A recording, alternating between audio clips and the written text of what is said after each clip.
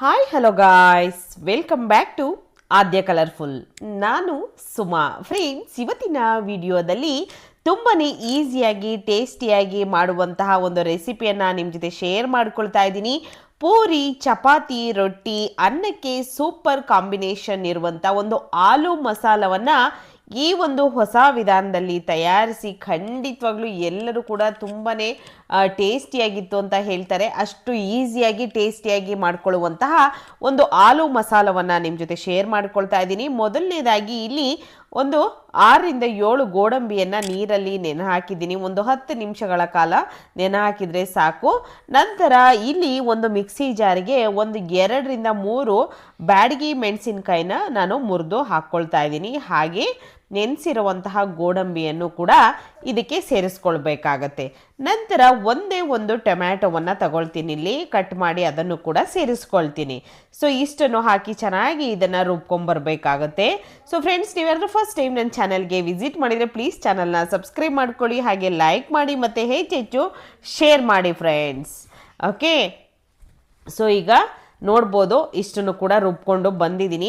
ಎಷ್ಟು ಕ್ರೀಮಿಯಾಗಿ ರುಬ್ಕೊಂಬರ್ತೀವೋ ಅಷ್ಟೇ ಚೆನ್ನಾಗಿ ಈ ಒಂದು ರೆಸಿಪಿ ರೆಡಿ ಆಗುತ್ತೆ. ನೋಡ್ಬೋದು ಈ ರೀತಿಯಾಗಿ ನಾವು ಗ್ರೈಂಡ್ ಮಾಡ್ಕೊಂಡು ಬರಬೇಕಾಗತ್ತೆ. ಸೊ ಬ್ಯಾಡಗಿ ಮೆಣಸಿನ್ಕಾಯಿ ಏನಕ್ಕೆ ಹಾಕಬೇಕು ಅಂದರೆ ಅದು ಹೆಚ್ಚು ಖಾರನೂ ಬರೋದಿಲ್ಲ, ಆದರೆ ಟೇಸ್ಟು ತುಂಬ ಚೆನ್ನಾಗಿ ಬರುತ್ತೆ, ಕಲರ್ ಕೂಡ ತುಂಬ ಚೆನ್ನಾಗಿ ಬರುತ್ತೆ. ಸೊ ಅದಕ್ಕೋಸ್ಕರ ಇದ್ದರೆ ಬ್ಯಾಡಗಿ ಮೆಣಸಿನ್ಕಾಯಿ ಹಾಕ್ಕೊಳ್ಳಿ, ಇಲ್ಲ ಅಂತಂದರೆ ಖಂಡಿತ ಸ್ಕಿಪ್ ಮಾಡಿ. ಮನೆಯಲ್ಲಿ ನೀವು ಬಳಸೋ ಅಂತಹ ಒಂದು ಮೆಣಸಿನ್ಕಾಯಿ ಎಣ್ಣೆಗಳನ್ನೇ ಹಾಕ್ಕೊಳ್ಬೋದು.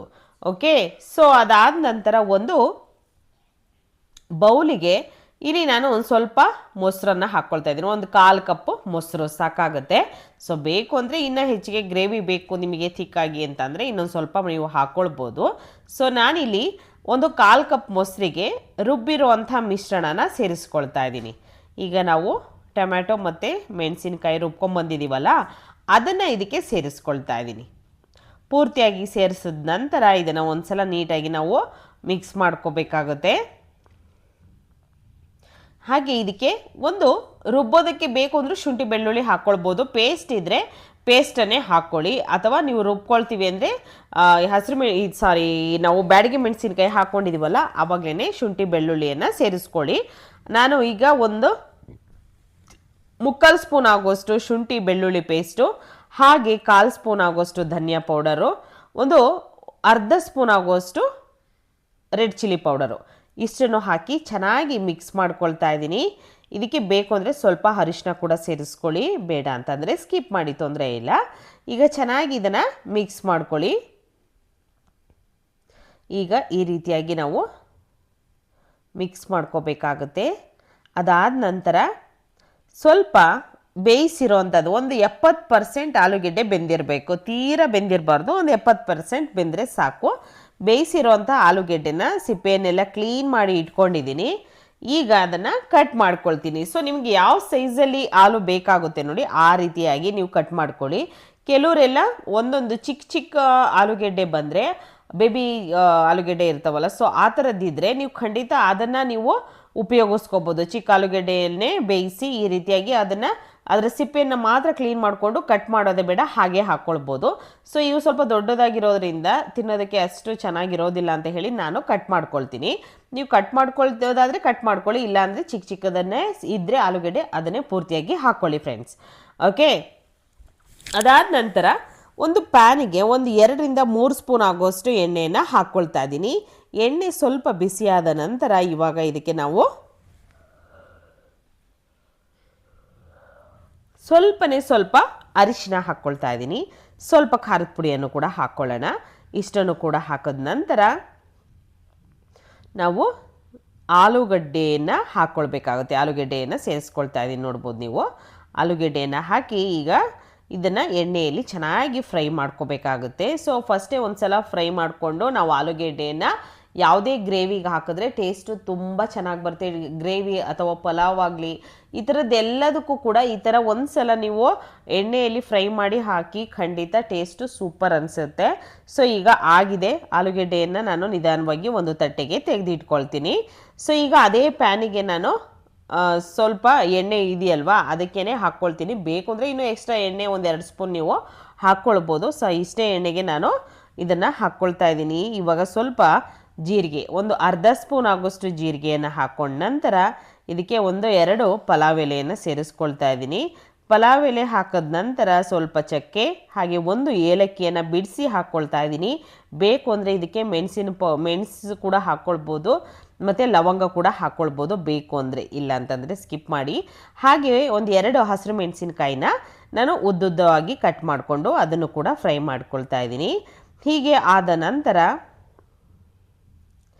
ಒಂದು ಸ್ವಲ್ಪ ಈರುಳ್ಳಿಯನ್ನು ಈ ರೀತಿ ದೊಡ್ಡದ ಗಾತ್ರದಲ್ಲಿ ಕಟ್ ಮಾಡಿಕೊಂಡು ಹಾಕ್ಕೊಂಡಿದ್ದೀನಿ. ತುಂಬ ಚೆನ್ನಾಗಿರುತ್ತೆ ಈ ರೀತಿಯೂ ಕೂಡ ಮಾಡಿಕೊಂಡ್ರೆ. ಸೊ ಅದಕ್ಕೋಸ್ಕರ ಹೀಗಾದ ನಂತರ ಇವಾಗ ನಾವು ಮಿಕ್ಸ್ ಮಾಡಿರುವಂತಹ ಒಂದು ಮಿಶ್ರಣನ ಇದಕ್ಕೆ ಸೇರಿಸ್ಕೊಳ್ಬೇಕಾಗುತ್ತೆ. ಸೊ ಇದಕ್ಕೆ ಹಾಕ್ಕೊಳ್ತಾ ಇದ್ದೀನಿ, ನೋಡ್ಬೋದು ನೀವು. ಹಾಕಿದ ನಂತರ ಒಂದು ಸಲ ಚೆನ್ನಾಗಿ ಇದನ್ನು ಮಿಕ್ಸ್ ಮಾಡ್ಕೊಳ್ಳೋಣ. ತಳ ಹಿಡಿದಲೇ ಇರೋ ಹಾಗೆ ನೋಡ್ಕೋಬೇಕು ಮೇಯ್ನು. ಸೊ ಯಾಕೆಂದರೆ ತಳ ಹಿಡಿದು ಬಿಡುತ್ತೆ, ಅದಕ್ಕೋಸ್ಕರ ಸ್ಟವ್ನ ಲೋ ಫ್ಲೇಮಲ್ಲೇ ಇಟ್ಕೊಂಡು ಇದನ್ನು ಮಾಡ್ಕೊಳ್ಳಿ. ಖಂಡಿತವಾಗ್ಲೂ ಗ್ರೇವಿ ಅಂತೂ ಸೂಪರಾಗಿ ಬರುತ್ತೆ ಫ್ರೆಂಡ್ಸ್. ಈ ಗ್ರೇವಿಯನ್ನು ಬೇಯಿಸೋದು ಮಾತ್ರ ತುಂಬಾ ಇಂಪಾರ್ಟೆಂಟು. ಸೊ ಈ ಮಸಾಲೆ ಎಲ್ಲ ಹಾಕಿದ ನಂತರ ಒಂದು ಸಲ ಚೆನ್ನಾಗಿ ಬೇಯಿಸಬೇಕು. ನೋಡಿ, ಸೈಡಲ್ಲೆಲ್ಲ ಎಣ್ಣೆ ಬಿಟ್ಕೊಳ್ತಾ ಇದೆ. ಈ ರೀತಿಯಾಗಿ ನಾವು ಇದನ್ನು ಬೇಯಿಸ್ಕೊಳ್ಬೇಕಾಗುತ್ತೆ. ಆ ರೀತಿ ಬೆಂದ ನಂತರನೇ ನೀರು ಹಾಕ್ಕೊಳ್ಬೇಕು. ಸ್ವಲ್ಪ ನೀರನ್ನು ಹಾಕಿ ನಾನು ಬೇಯಿಸ್ಕೊಳ್ತಾ ಇದ್ದೀನಿ. ಹೀಗೆ ಬೇಯಿಸಿದ ನಂತರ ಇದಕ್ಕೆ ಸ್ವಲ್ಪ ನಾವು ಎಷ್ಟು ಬೇಕೋ ನೋಡಿಕೊಂಡು ನೀರನ್ನು ಹಾಕ್ಕೊಂಡ ನಂತರ ಕುದಿಸಿ ಚೆನ್ನಾಗಿ ಆ ಮಸಾಲೆ ಎಲ್ಲ ಚೆನ್ನಾಗಿ ಬೇಯಬೇಕು. ಬೆಂದ ನಂತರ ಈಗ ಆಲೂಗೆಡ್ಡೆಯನ್ನು ಹಾಕ್ಕೊಳ್ತಾ ಇದ್ದೀನಿ. ಆಲೂಗೆಡ್ಡೆಯನ್ನು ಹಾಕಿ ಈಗ ಮಿಕ್ಸ್ ಮಾಡ್ಕೊಳ್ಳೋಣ. ಸೊ ಇದನ್ನು ಆಲೂಗೆಡ್ಡೆ ಹಾಕಿದ ನಂತರ ಏನು ಮಿಕ್ಸ್ ಮಾಡೋಕ್ಕೆ ಹೋಗಬೇಡಿ. ಸೊ ಎಲ್ಲ ಕಲಿಸ್ಕೊಂಡ್ಬಿಡುತ್ತೆ. ಅದಕ್ಕೋಸ್ಕರ ಈ ರೀತಿಯಾಗಿ ನಿಧಾನವಾಗಿ ನೀವು ಮಿಕ್ಸ್ ಮಾಡಿಕೊಂಡು ತಗೊಳ್ಳಿ. ಹೀಗೆ ಮಿಕ್ಸ್ ಮಾಡಿದ ನಂತರ ನಾವು ಇದಕ್ಕೆ 1-2 ನಿಮಿಷ ಇದನ್ನು ಹಾಗೆ ನಾವು ಬೇಯೋದಕ್ಕೆ ಬಿಡಬೇಕಾಗತ್ತೆ. ಅದಾದ ನಂತರ ಇದಕ್ಕೆ ಸ್ವಲ್ಪ ಕಸೂರಿ ಮೇಥಿಯನ್ನು ನಾನು ಸ್ವಲ್ಪ ಮ್ಯಾಶ್ ಮಾಡಿ ಕೈಯಲ್ಲೇ ಹಾಕ್ಕೊಳ್ತಾ ಇದ್ದೀನಿ. ನೋಡ್ಬೋದು ಕಲರ್ ಕೂಡ ತುಂಬ ಚೆನ್ನಾಗಿ ಬಂದಿದೆ. ಸೈಡಲ್ಲೆಲ್ಲ ಕೂಡ ಎಣ್ಣೆ ನೀಟಾಗಿ ಬಿಟ್ಕೊಳ್ತಿದೆ. ಯಾವುದೇ ರೀತಿಯಾಗಿ ನೀವು ಜಾಸ್ತಿ ಕಷ್ಟಪಡೋದೇ ಇಲ್ಲ. ಸೊ ಅಷ್ಟು ಬೇಗ ಆಗುತ್ತೆ. ಇದು ಯಾವ ರೆಸಿಪಿ ಅಂದರೆ ಕಾಶ್ಮೀರ್ ದಮ್ ಆಲೂ ರೆಸಿಪಿ ಅಂತ ಹೇಳು ಇದರ ಹೆಸರು. ಸೊ ನೀವು ರೆಸ್ಟೋರೆಂಟಲ್ಲಿ ಆಚೆ ಎಲ್ಲಾದರೂ ಹೋದಾಗ ಖಂಡಿತ ತಿಂದಿರ್ತೀರ. ಬಟ್ ಇದರ ನೇಮ್ ಏನು ಅಂತ ಗೊತ್ತಿರಲ್ಲ. ಖಂಡಿತ ತುಂಬ ಚೆನ್ನಾಗಿರುತ್ತೆ. ಮತ್ತು ಹೇಗೆ ಮಾಡೋ ವಿಧಾನ ಕೂಡ ಗೊತ್ತಿರಲ್ಲ. ಮನೆಯಲ್ಲಿ ಇದೇ ರೀತಿಯಾಗಿ ನೀವು ಕೂಡ ತಯಾರಿಸಿ ಫ್ರೆಂಡ್ಸ್. ಮಕ್ಕಳಂತೂ ತುಂಬ ಇಷ್ಟಪಟ್ಟು ತಿಂತಾರೆ ಈ ಒಂದು ರೆಸಿಪಿಯನ್ನು. ಸೊ ಖಂಡಿತ ಎಲ್ಲರಿಗೂ ಇಷ್ಟ ಆಗುತ್ತೆ. ಮತ್ತು ಈಗ ಸ್ವಲ್ಪ ಕೊತ್ತಂಬರಿ ಸೊಪ್ಪನ್ನು ಹಾಕಿ ಚೆನ್ನಾಗಿ ಮಿಕ್ಸ್ ಮಾಡಿಕೊಂಡು ತಗೊಂಡಿದ್ದೀನಿ. ಜಾಸ್ತಿ ಮಿಕ್ಸ್ ಮಾಡ್ತಾ ಹೋದರೆ ಆಲೂಗೆಡ್ಡೆ ಬೆಂದಿರುತ್ತಲ್ವ, ಸೊ ಮ್ಯಾಶ್ ಆಗಿಬಿಡುತ್ತೆ ಅಂತ ಹೇಳಿ ನಾನು ಸ್ವಲ್ಪ ನಿಧಾನವಾಗಿ ಅದನ್ನು ಮಿಕ್ಸ್ ಮಾಡ್ಕೊಳ್ತಾ ಇದ್ದೀನಿ. ಈ ರೀತಿಯಾಗಿ ಫೈನಲ್ ಆಗಿದೆ. ಸ್ವಲ್ಪ ಗರಂ ಮಸಾಲವನ್ನು ಇದಕ್ಕೆ ಸೇರಿಸ್ಕೊಂಡು ಒಂದು ಸಲ ಮಿಕ್ಸ್ ಮಾಡಿಕೊಂಡು ನಾವು ಇಟ್ಟರೆ ಇದು ರೆಡಿ ಆಯಿತು. ಸೊ ನೋಡ್ಬೋದು ಬಿಸಿ ಬಿಸಿಯಾಗಿರುವಂತಹ ಒಂದು ಕಾಶ್ಮೀರ್ ದಮ್ ಆಲೂ ರೆಸಿಪಿ. ಈ ಒಂದು ರುಚಿಯಾಗಿರುವಂತಹ ಒಂದು ರೆಸಿಪಿಯನ್ನು ಪೂರಿ, ಚಪಾತಿ, ರೊಟ್ಟಿ, ಅನ್ನಕ್ಕೆ ನೀವು ಇದನ್ನು ಆಲೂ ಮಸಾಲವನ್ನು ಒಂದು ಹೊಸ ವಿಧಾನದಲ್ಲಿ ತಯಾರಿಸಿ ಹೇಗಿತ್ತು ಅಂತ ತಿಳಿಸಿ. ಇವತ್ತಿನ ವಿಡಿಯೋ ಸ್ವಲ್ಪನಾದರೂ ಇಷ್ಟ ಆಗಿದ್ರೆ ಚಾನಲ್ನ ಸಬ್ಸ್ಕ್ರೈಬ್ ಮಾಡ್ಕೊಳ್ಳಿ. ಬಾಯ್, ಸಿ ಯು.